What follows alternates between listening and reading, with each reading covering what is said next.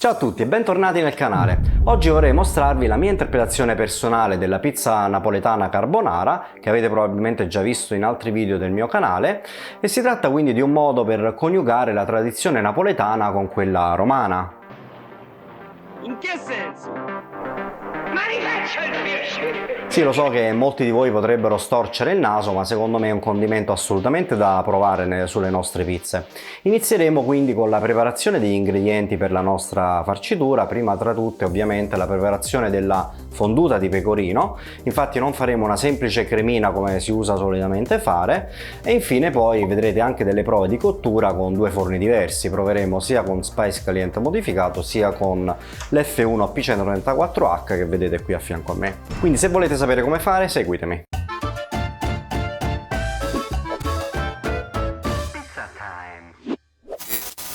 Come primo passaggio ovviamente prepareremo la fonduta al pecorino romano. Vediamo subito cosa ci serve per farla. Iniziamo col pesare gli ingredienti. Qui abbiamo 140 ml di latte fresco, io preferisco quello intero, a procedere 15 g di farina 00,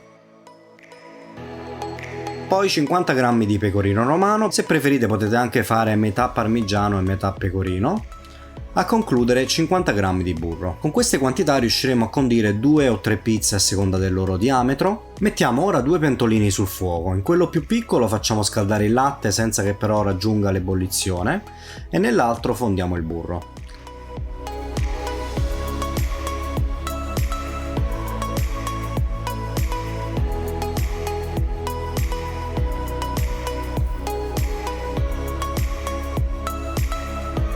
Non appena il burro sarà fuso completamente, aggiungiamo poi la farina. Abbassiamo quindi il fuoco e mescoliamo bene con una frusta. Aggiungeremo poi man mano il latte preriscaldato, mescolando continuamente.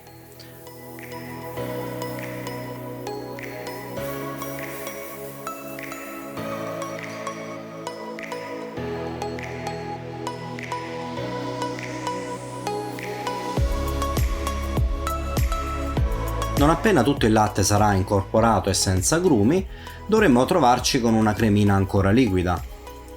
Aggiungeremo quindi tutto il pecorino e del pepe se vogliamo, e noteremo che la crema si addenserà immediatamente.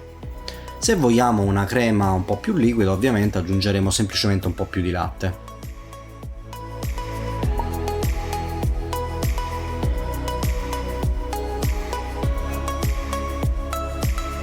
Versiamo poi la nostra fonduta in un piccolo recipiente per quando dovremo farcire la pizza. Passiamo ora alla pancetta. Io qui ho scelto del semplice bacon o pancetta affumicata del Trentino. Evitate la pancetta arrotolata perché renderà il tutto eccessivamente salato, ed ho anche evitato il guanciale perché avrebbe dato un sapore troppo forte che può disgustare. Adagiamo quindi la nostra pancetta affumicata su una padella calda senza olio, in quanto sarà la stessa pancetta poi a rilasciare il grasso.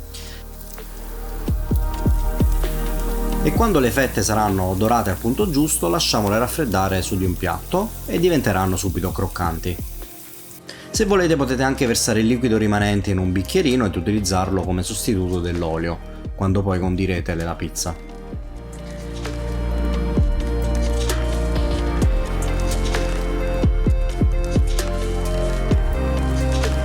Prepariamo ora l'uovo.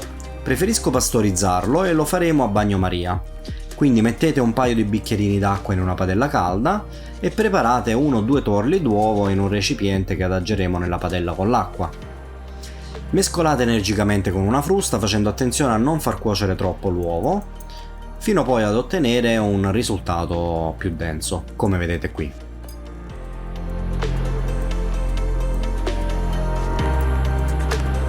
Prepariamo ora delle cialde o chips al pecorino. Metto in una padella del pecorino romano grattugiato fine, poi accendo il fuoco della padella e lascio fondere il pecorino.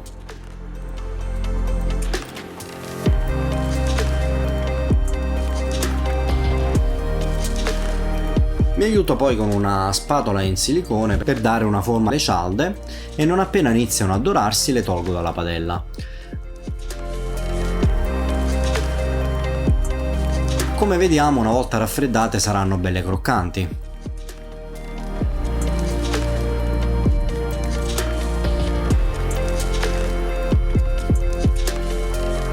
E siamo ora pronti per qualche prova di cottura sia con lo Spice Caliente che con F1 P134H. Qui abbiamo il mio impasto stile da Michele. Se volete, in alto a destra trovate la mia video ricetta, che tra l'altro è la prima al mondo su YouTube. Si tratta comunque di un impasto di circa 50 ore al 62% di idratazione. Verrà cotto come da manuale della pizza verace napoletana, quindi cottura violenta e veloce, sui 500 gradi per un minuto circa. Iniziamo a farcire la base con della mozzarella e del pepe. In questa prova metterò la fonduta solo alla fine con tutto il resto.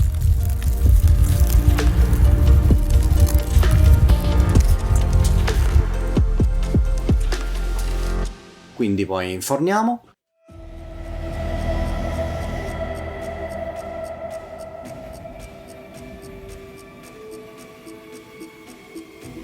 Ed ecco la pizza appena sfornata. Vediamo la maculatura spettacolare e solitamente molto complicata da riprodurre a casa, dovuta proprio al tipo di impasto e tipo di cottura.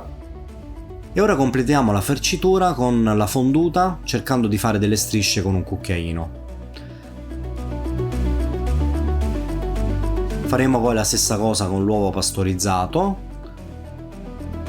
pepe nero, del parmigiano o pecorino grattugiato e la nostra immancabile pancetta croccante. Guardate comunque che spettacolo! Ora rimangono solo le cialde di pecorino romano.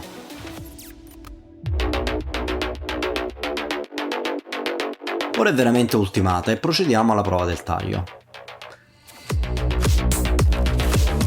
Come vedete, quando stendevo non ho lasciato un cornicione esagerato perché non lo preferisco, ma notiamo comunque una bella alveolatura nella sezione. Con lo stesso tipo di impasto facciamo poi lo stesso esperimento in F1.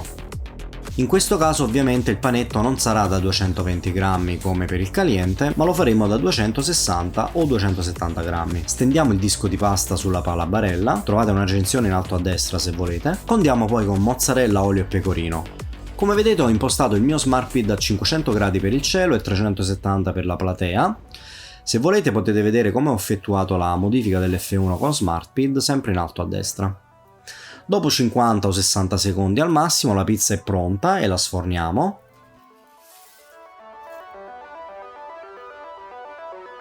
Ora ho messo un po' della nostra fonduta, poi pepe nero, pancetta, uovo e cialde, esattamente come prima. Ed eccola qui pronta da mangiare. Un altro spettacolo di pizza perfettamente cotta sia sopra che sotto.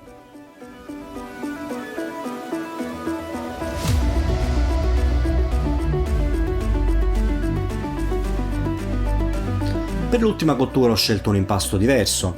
Facciamo questa volta una contemporanea, quindi molto diversa dalle veraci precedenti. Abbiamo infatti una biga al 75% di idratazione e un panetto da 250 grammi. Come vedete lo stendo con cornicione più pronunciato e questa volta spalmo la nostra fonduta direttamente sulla base della nostra pizza.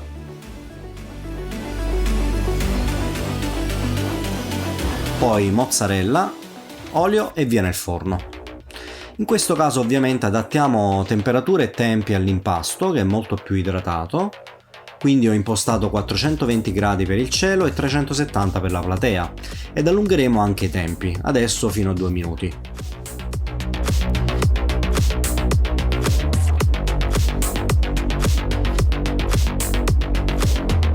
Completiamo con bacon, uovo e cialde.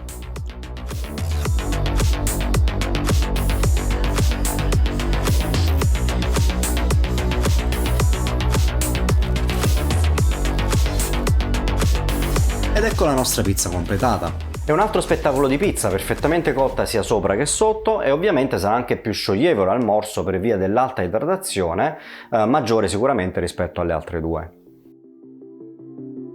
E questo è tutto per oggi. Abbiamo visto 3 risultati spettacolari sia con Spice Caliente che con F1.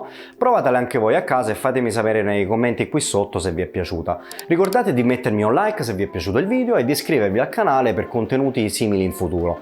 Ma per ora vi saluto e vi aspetto nel prossimo video.